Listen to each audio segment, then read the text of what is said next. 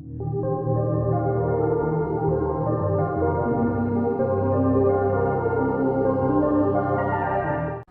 welcome everyone to another video on the Corsair project. So today what we're working on is the face and eye accessory along with my Chaos Vellum Helm. So today was Spell Trace Fever, so it means there was increased chance of it having more success with the pass rate. So I was really looking to use 30% with the dex traces to add 5 dex to the face accessory and eye accessory, and I think it's a little bit higher on the Vellum Helm. It might be +7 or +8 dex instead of 5.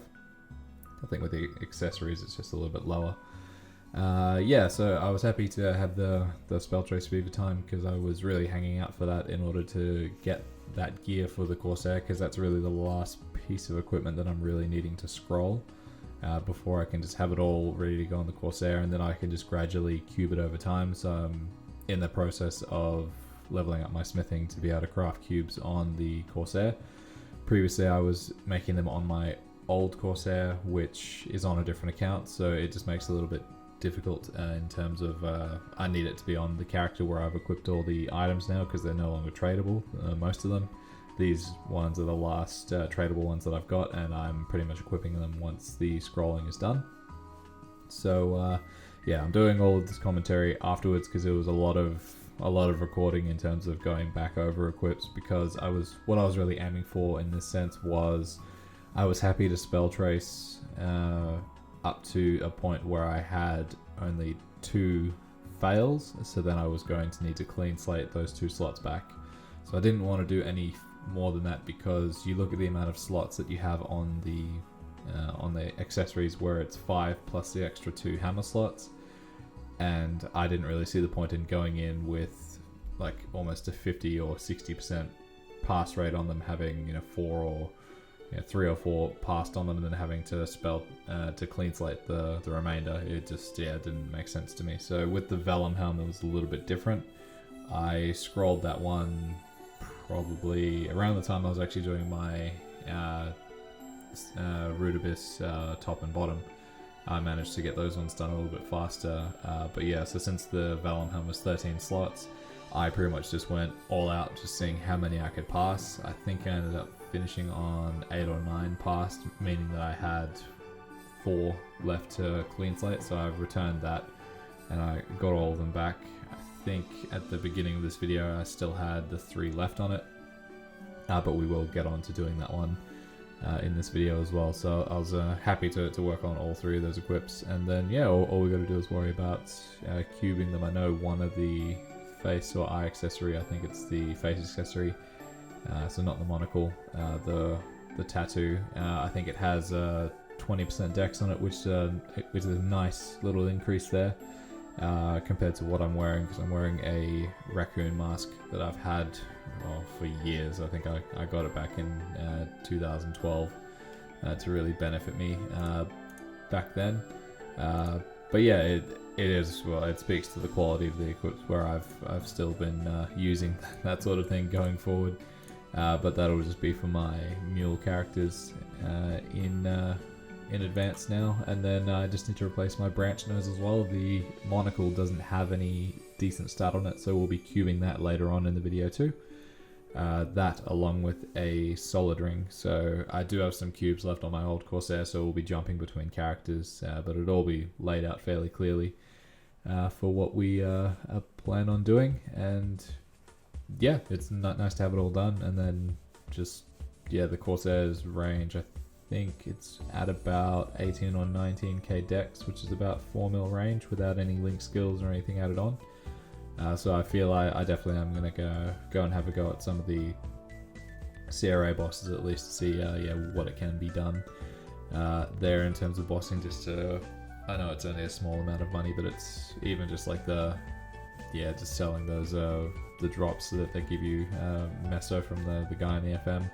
To have 2 characters getting that in a week at the moment would be nice in comparison to just the one, because since I'm not training anymore on the Xenon, I'm not really having any income, I guess you could put it, in terms of farming anything on the game. So even during this event, I had to go and buy these spell traces because I pretty much run out of all mine from making my gear for my Legion mules, which isn't too bad, you know. Like I think it was costing me like 50 mil for a stack of like 9,000 traces, which when you compare it to clean slates, I think they're like, oh, geez, they're pretty expensive at the moment, like per one, given that they're 10% chance of passing.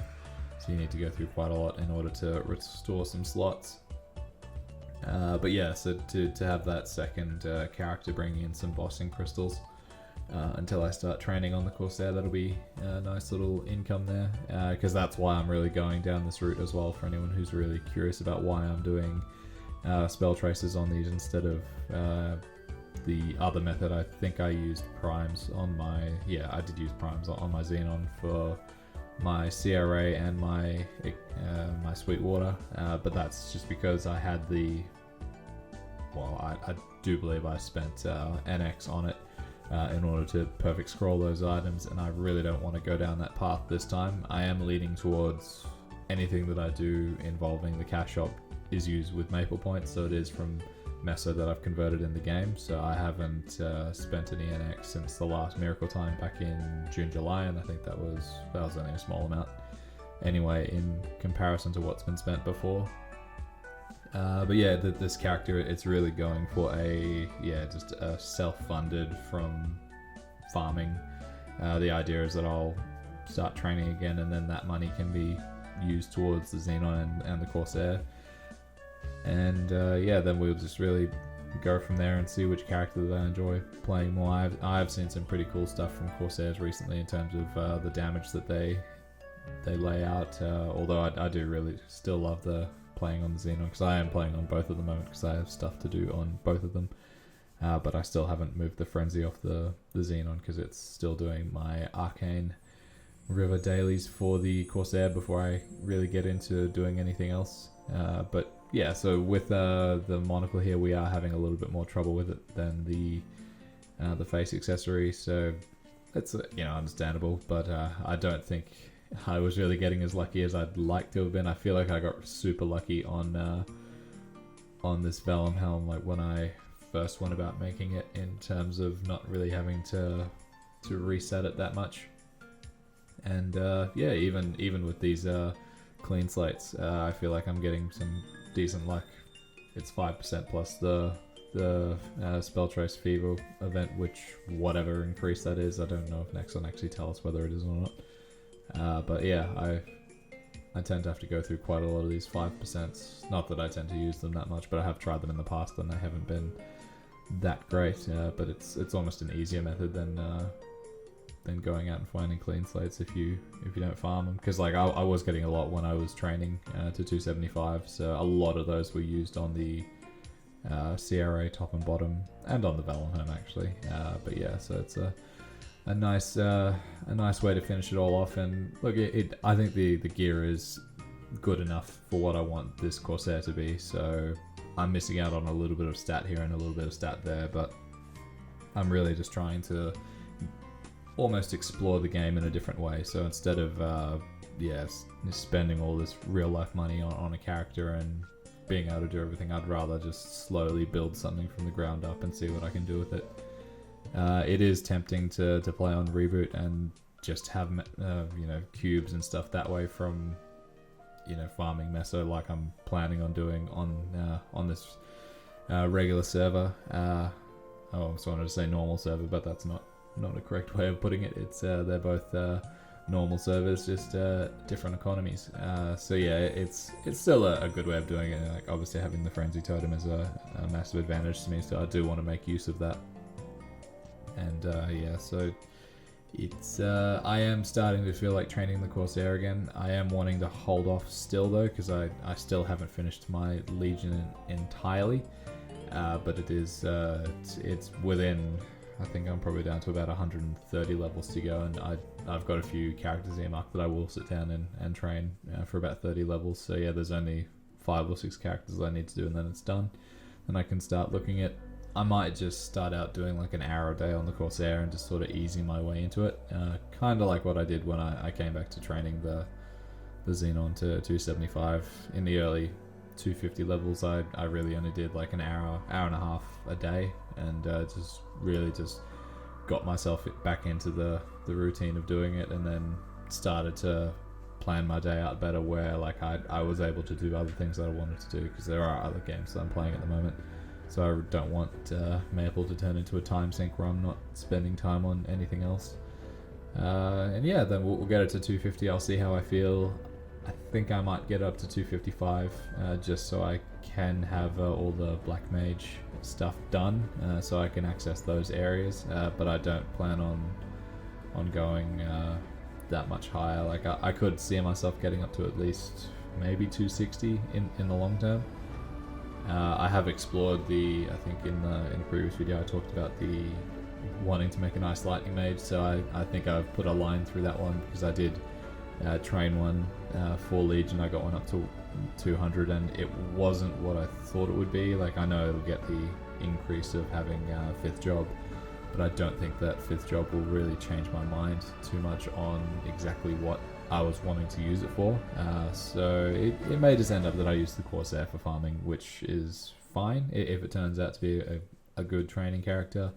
Otherwise I might need to go and look at another character that I might want to make. But yeah, it's all just later on down the track, you know, one project at a time. I don't really want to burn myself out on too many things at once.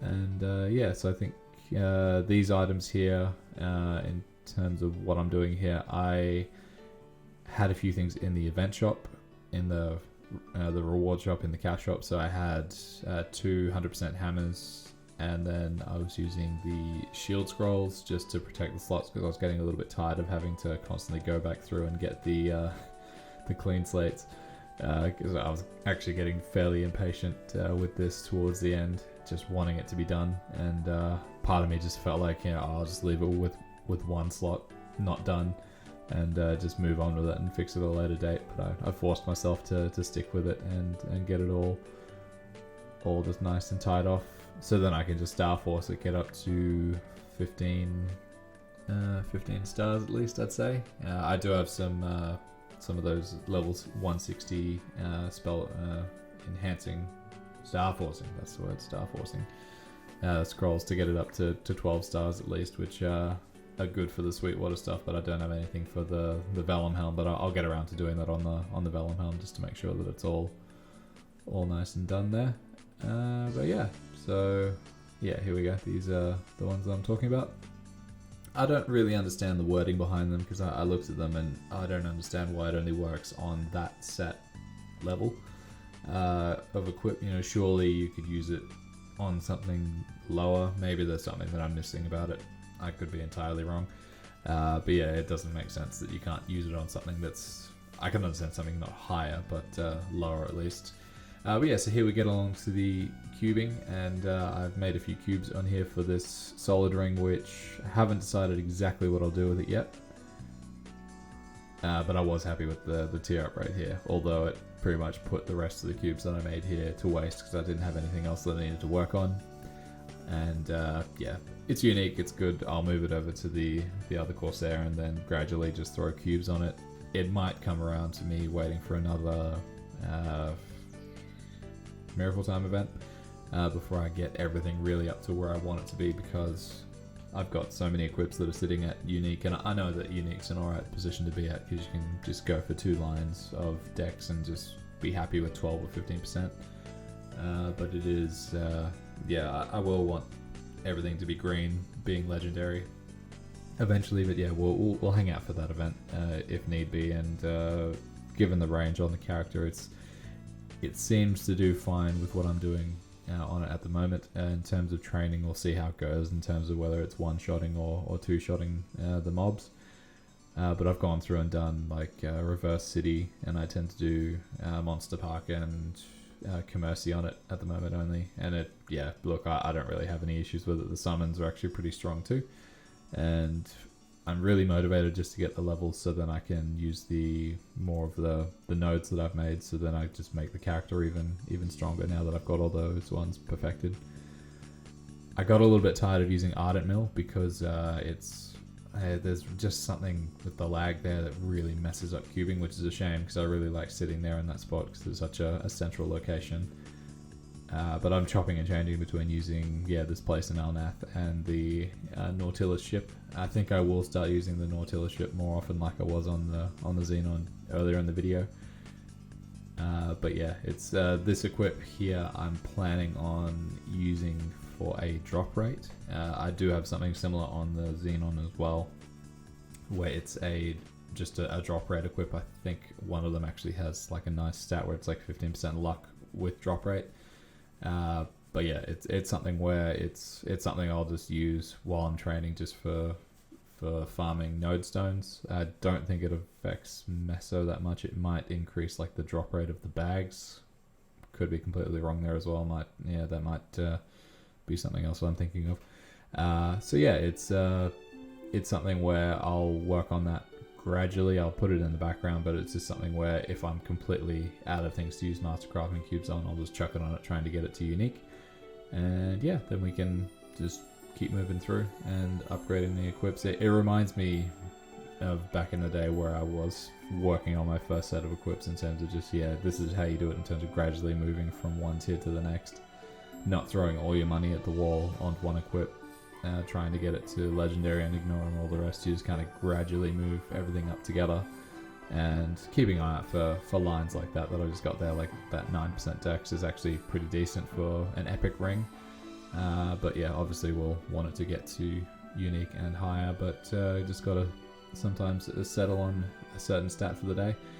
So that's what the range on the Corsair is. It's at 18k and just shy of 4 mil with no link skills on. So I'll have a go at some CRA bosses and I'll put out some content on that.